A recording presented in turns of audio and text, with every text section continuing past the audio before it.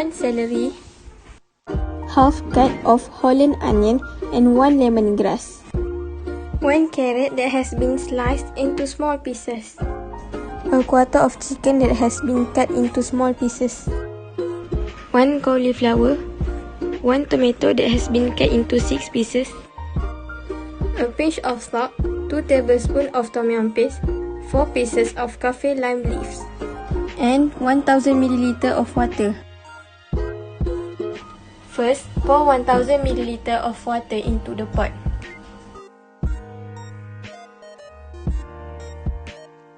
Second, turn on the gas stove.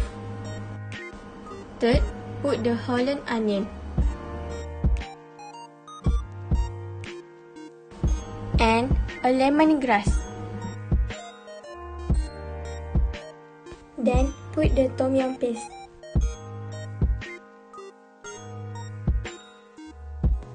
After that, stir it until it mixes well.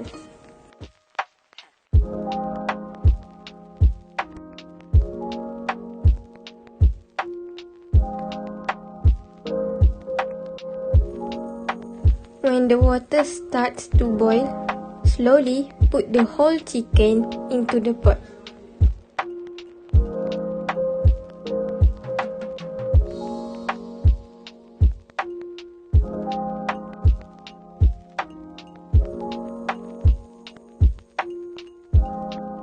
Then stir it again. Now wait until the chicken is fully cooked. But remember, you have to always keep your eyes on the soup. 20 minutes later. After that, stir it again.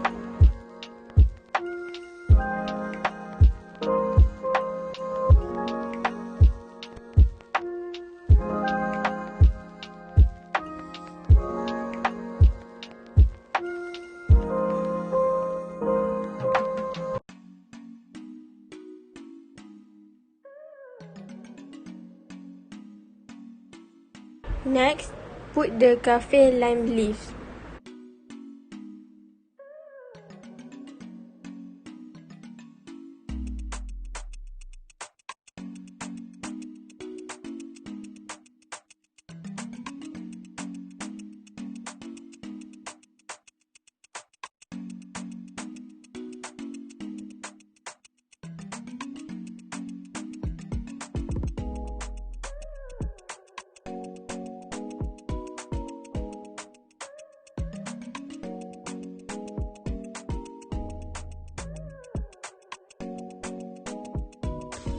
When the water is boiling, put the cauliflower and then stir it again.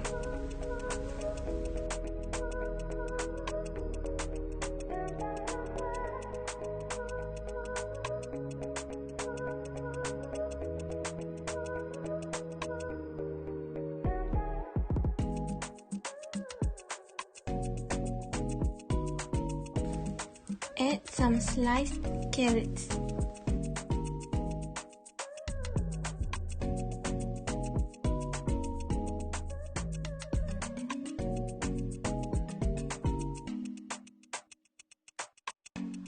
Then put some celery.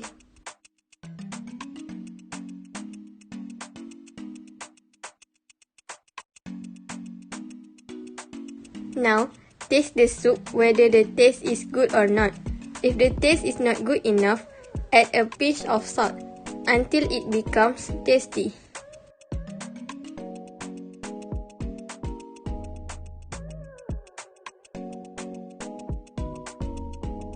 Lastly, add the tomatoes.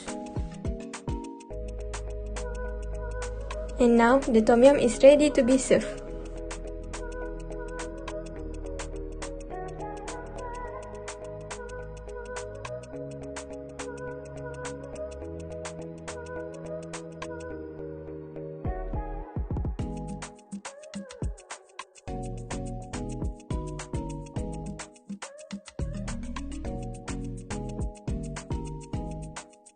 Don't forget to try this recipe at home.